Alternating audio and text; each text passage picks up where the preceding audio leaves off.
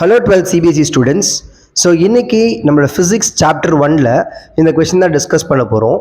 இங்கே பாருங்களேன், plot a graph showing the variation of Coulomb's force F versus 1 by r square. So first நான் இது வரைக்கும் இந்த கொஷினை ஃபஸ்ட் நான் எக்ஸ்பிளைன் பண்ணிக்கிறேன். நமக்கு Coulomb's force ஃபார்முலா என்னதுன்னு நமக்கு தெரியும். F is equal to K Q1 Q2 by r square அப்படின்னு சொல்லுவாங்க. இதில் F inversely proportional to r square தானே. F is inversely proportional to r square. So suppose கிராஃபை வந்து நம்ம இப்படி கேட்டிருந்தாங்க, ஃபோர்ஸ் வெர்சஸ் r square அப்படின்னு கேட்டிருந்தாங்கன்னா inversely proportional. So where r increases force என்ன ஆகிட்டே வரும், டிக்ரீஸ் ஆகிட்டே வரும்னு நமக்கு தெரியும். ஆனால் கொஸ்டினில் என்ன கேட்டிருக்காங்க அப்படின்னா F is inversely proportionalனு கேட்காம F versus 1 by r squareனு கேட்டிருக்காங்க. இங்கே தான் நம்ம பசங்க கன்ஃபியூஸ் ஆயிடுறாங்க. ஸோ அப்போ என்ன பண்ணிடுறாங்கன்னா இதுக்கு இந்த கிராஃபை வரைஞ்சிடுறாங்க. இது வரைஞ்சிங்கன்னா தப்பு, சரிங்களா? அப்போ என்ன பண்ணணும் அப்படின்னா கொஸ்டினில் திருப்பி பாருங்கள், F is proportional to 1 by r square. r square இவனுக்கு எப்படி இருக்கான், இன்வெர்ஸ்லி ப்ரொபோர்ஷனலாக இருக்கான். பட் 1 by r ஸ்கொயருக்கு எப்படி இருக்கான்னு பார்த்தீங்கன்னா டைரக்ட்லி ப்ரொபோர்ஷனலாக இருக்கான். அப்போ டைரக்ட்லி ப்ரொபோர்ஷனலாக இருக்கிறதுனால நீங்கள் என்ன பண்ணக்கூடாது, இந்த மாதிரி கிராஃப் வரையாமல், so what you have to draw, நீங்கள் you have to draw a graph which is linear graph. இது என்னது, x axisல 1 by r square இருக்கு, y axisல ஃபோர்ஸ் இருக்கு, சரியா? அப்போ இப்படி தான் இந்த ஃபர்ஸ்ட் பார்ட் ஆஃப் த கொஸ்டினை நம்ம பண்ண போகிறோம், ரைட்டா? அண்ட் இதோட இந்த கொஸ்டின் முடியல.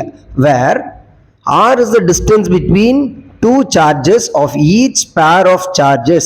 என்ன கொடுத்துருக்காங்க, இங்கே ஒரு pair of charges கொடுத்துருக்காங்க, இங்கே ஒரு pair of charges கொடுத்துருக்காங்க.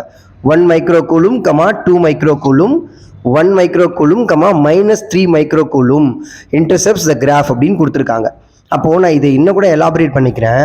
ஸோ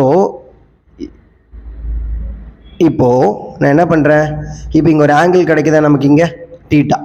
ஸோ நான் இதோட ஸ்லோப்பை கண்டுபிடிச்சேன் அப்படின்னா slope of a straight line என்னது, tan தீட்டா தானே.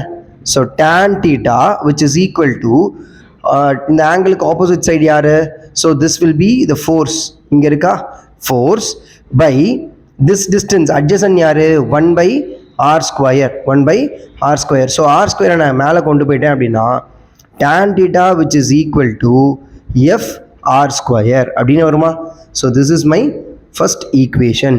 இது ஸ்லோப், நல்லா புரிஞ்சுக்கோங்க, சரியா? இப்போ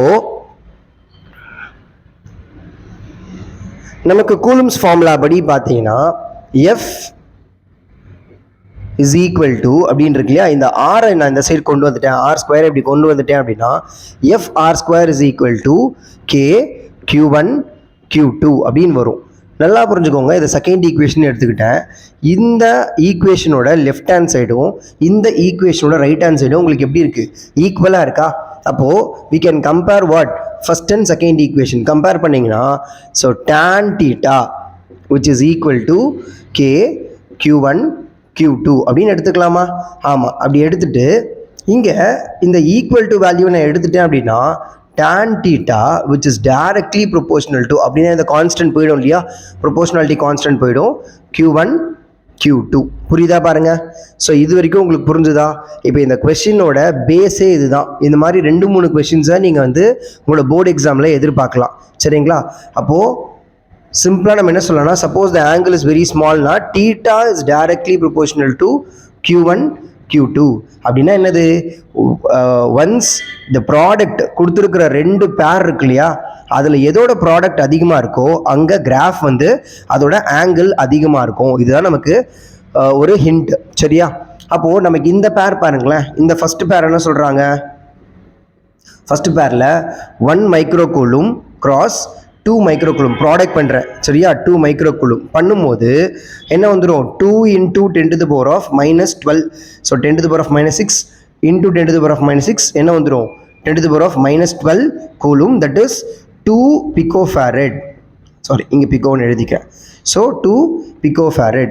இதே செகண்ட் பேருக்கு பாருங்கள், செகண்ட் பேர் பார்க்கும்போது what, 1 microcoulomb into -3 microcoulomb, that is 3 into 10 to the power of minus 12 coulomb நெகட்டிவ்ல. ஸோ -3 pico coulomb அப்படின்னு எடுத்துக்கலாம். இங்கே ரெண்டுமே பாசிட்டிவாக இருக்கிறதுனால you will be getting what, ஒரு ரிப்பல்சிவ் ஃபோர்ஸ் கிடைக்க போகுது, ரிப்பல்சிவ் ஃபோர்ஸ். பட் இங்கே ஒரு பாசிட்டிவ் நெகட்டிவ் அப்படின்னு இருக்கிறதுனால you going to get what, and attractive force. சரியா? இப்போது கொடுத்துருக்க கொஸ்டின்லேருந்து நம்ம இதெல்லாம் எடுத்துட்டோம். அப்போ யார் ப்ராடக்ட் வைஸ் அதிகமாக இருக்காங்க, மல்டிப்ளிகேஷன் வைஸ் யார் அதிகமாக இருக்காங்கன்னா this pair is going to be greater. ஏன்னா 3 pico கூலுமில் இருக்கான், இவன் 2 pico கூலும் தான். நெகட்டிவ் சைன் பார்க்காதீங்க. சரியா? Negative is for what, attractive force, and இங்கே பாசிட்டிவ்ன்றது ரிப்பல்சிவ் ஃபோர்ஸ் இருக்க போகுது. அப்போ நமக்கு இவங்களுக்கு கிராஃப் வரைஞ்சா எப்படி வரையலாம் அப்படின்னு பாருங்களேன்.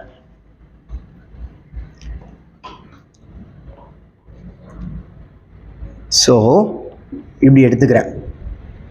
this is your x-axis. okay, this is your x-axis. this is 1 by r square and this one is f. இந்த f எதை இண்டிகேட் பண்ண போகுதுன்னா ஒரு ரிப்பல்சிவ் ஃபோர்ஸை இண்டிகேட் பண்ண போகுது. ரிப்பல்சிவ் ஃபோர்ஸ்னால் என்னது, பாசிட்டிவ் இருக்க போகிறாங்க. அண்ட் இங்கே இவன் -f, தட் இஸ் அட்ராக்டிவ் ஃபோர்ஸை நமக்கு வந்து என்ன பண்ண போகிறான், இண்டிகேட் பண்ண போகிறான். அப்போ ரொம்ப சிம்பிள். இப்போது யாருக்கு ப்ராடக்ட் அதிகமாக இருக்கோ அவனுக்கு ஆங்கிள் பெருசாக இருக்கும், யாருக்கு ப்ராடக்ட் சின்னதாக இருக்கோ அவங்களுக்கு ஆங்கிள் குட்டியாக இருக்கும்.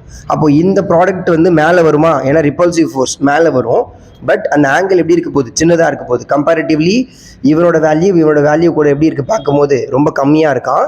ஸோ இந்த ஆங்கிள் இப்படி எடுத்துக்கிறோம். ஸோ பேர் என்ன எழுத போகிறேன், 1 micro coulomb, 2 micro coulomb. So angle 1, θ1.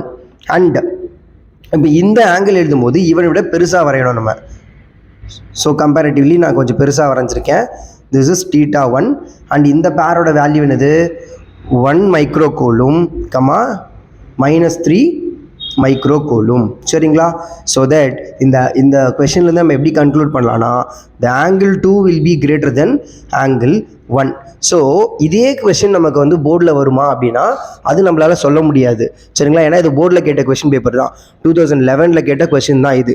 ஆனால் இது மாதிரியே நிறைய எம்சிக்யூஸ் வந்து இந்த கிராஃபை கொடுத்துட்டு அதுலேருந்து நம்ம வேல்யூ கிடைக்கிற மாதிரியான கொஷின்ஸ்லாம் நமக்கு வருது. சரியா? இந்த கொஷின்ஸ் நல்லா புரிஞ்சுக்கோங்க. ஸோ இதுதான் இதோட கன்க்ளூஷன். தேங்க்யூ.